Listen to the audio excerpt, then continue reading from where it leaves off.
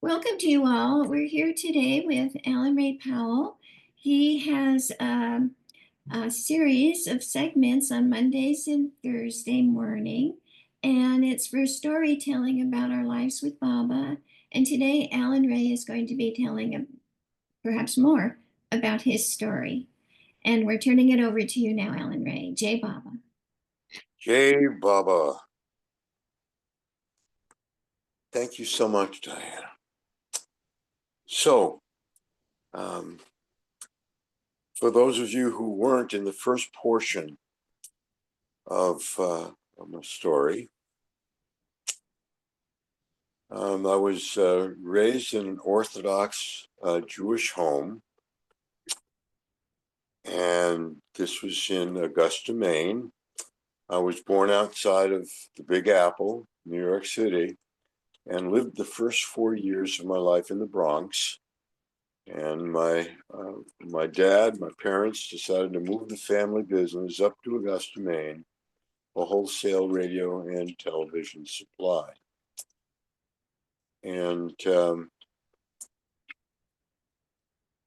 when I was 17, I had rejected, there was an article in Time magazine, "Is God Dead?"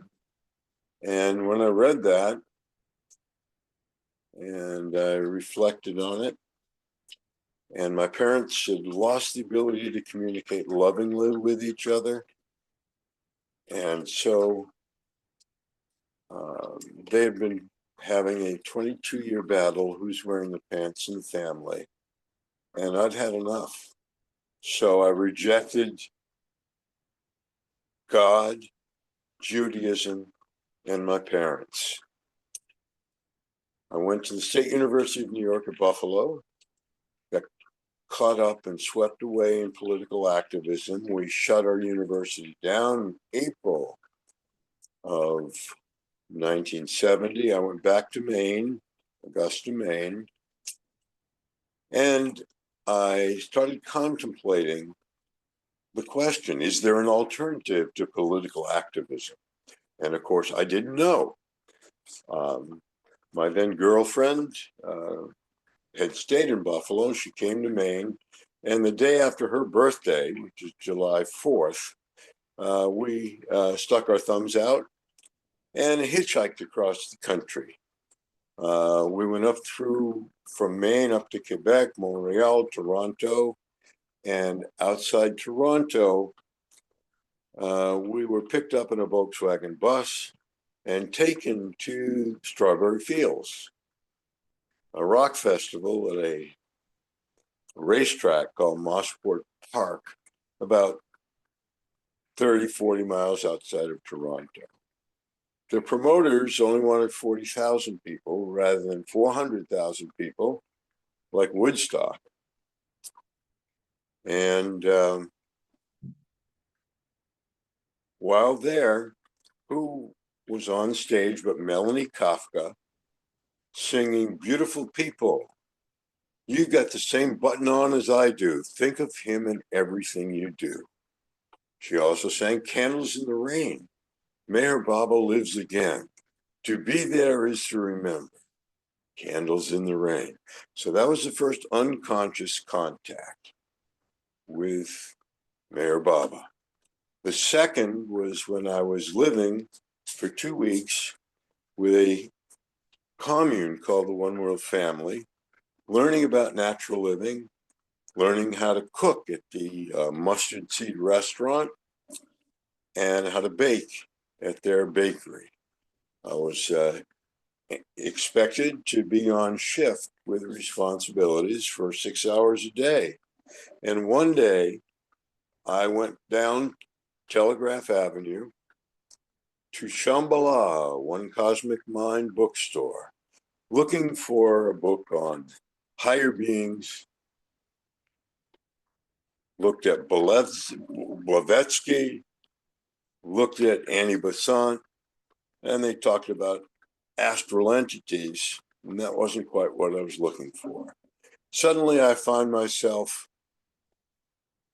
on the reading bench with this little booklet in my hand orange and brown, funny looking man on the cover, Mayor Baba, the everything and the nothing. I read a couple of pages and I say to myself, this guy talks about love. I know all there is to know about love. I want to know about flying saucers and higher beings. So I put the book back on the shelf. And that was my second unconscious contact with Baba. Had to get back to Buffalo to register for school to stay out of the draft. And by the time we left on September 2nd, by the time we got back to Buffalo, September 9th, we decided to open a cooperative natural foods restaurant. Around New Life Day, October 16th, 5 weeks later, we opened this restaurant, the New Age Natural Foods Restaurant. It was a cooperative venture. And there was an assistant professor in the American Studies Department. His name was Chris Meyer. And it was suggested that if I went to see him, he might be able to free up a little money, seed money for the restaurant. And so I contacted Chris and he invited me over to his apartment. And so I was exploring spirituality at this point. It's what I called my spiritual smorgasbord, chanting Hare Krishna once a week, reading the autobiography of the yogi like just about everybody did in the early 70s, Siddhartha, the Aquarian Gospel of Jesus the Christ, and so forth. So Meher Baba had become one of many. When I got over to Chris's, I had to walk up a stairway. And I remember the rug on the stairs was green shag. And when I got to the living room, it was more green shag. On the wall, going up, there were lots of posters of Mayor Baba. And Chris was actually from Berkeley, and he knew all about the One World Family. So amongst those things that he told me and said, and he gave me a few pamphlets to take with me, including God in a Pill. And when I read that, I said, well, that could very well be true. God cannot be found in a pill. I wasn't ready for it. I knew that. But there was a warm, fuzzy feeling that I felt when I was with Chris. I attributed it to him. Just before Thanksgiving, Tommy Foray showed up at my communal home. I owned half of a house, and a couple of people from the restaurant had moved in. And Ronnie, a young, beautiful woman, she moved in on a Thursday, and that same day, Tommy had come up from New York to visit her. And he was a devotee of Mayor Baba, and he came and he dumped a couple of shopping bags full of literature and posters and so forth on our living room floor. And he said, take whatever you want.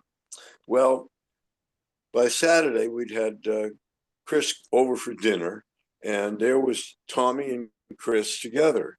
And all of a sudden, there's this warm, fuzzy feeling.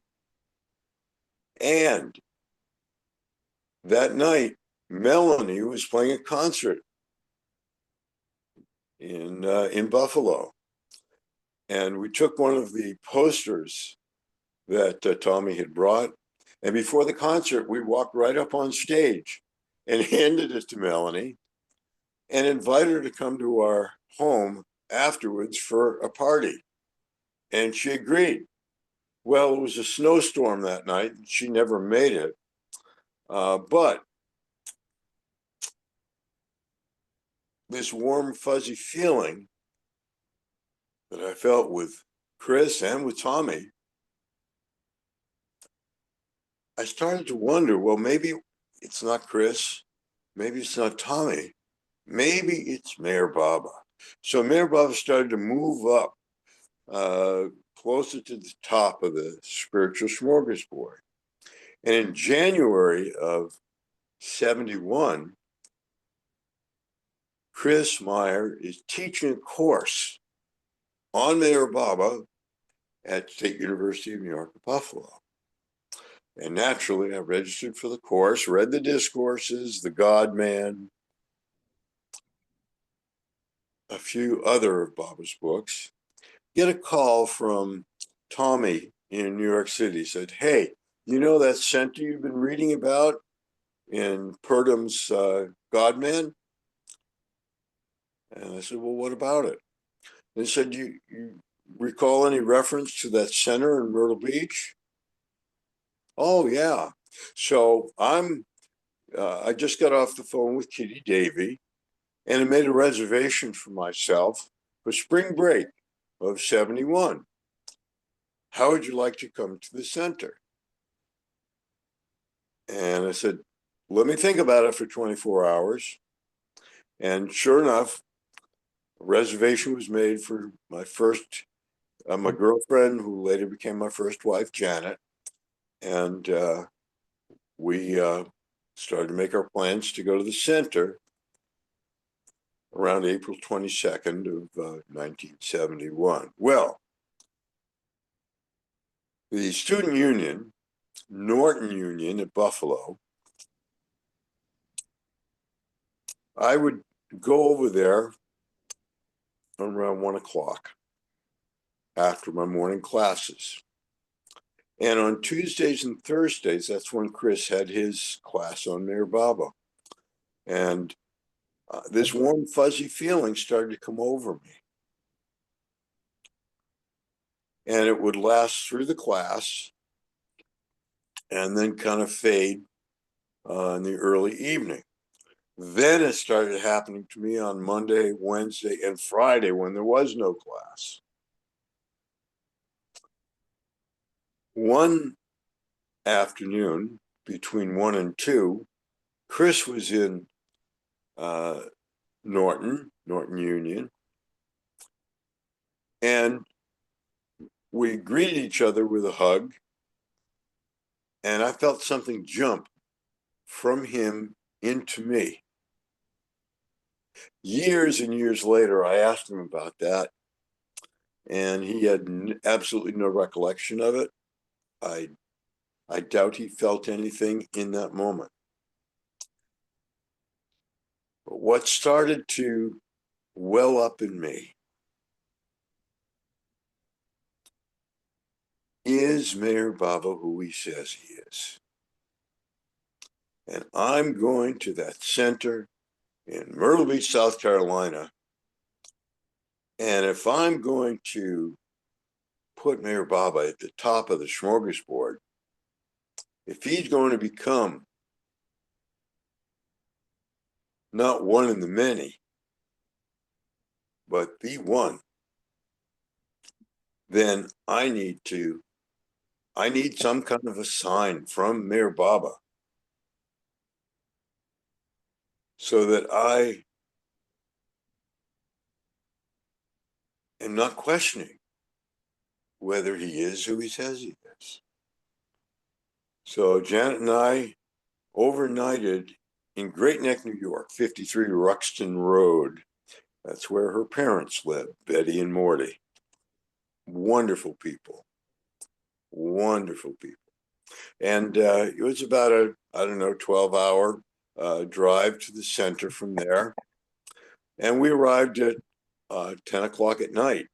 And who greeted us but none other than Fred Ella? Anybody know who Fred Ella means? That's Fred and Ella Winterfeld. And they were at the Gateway. It was at a different location and not the same building that we utilize for welcoming people now. Fred took me to my cabin. Of course, Janet and I weren't married, so we didn't stay together. And that warm, fuzzy feeling had really, really intensified an hour, maybe 2 hours before we reached the center, such that when I woke up in the morning, it was very, very strong. And I decided I would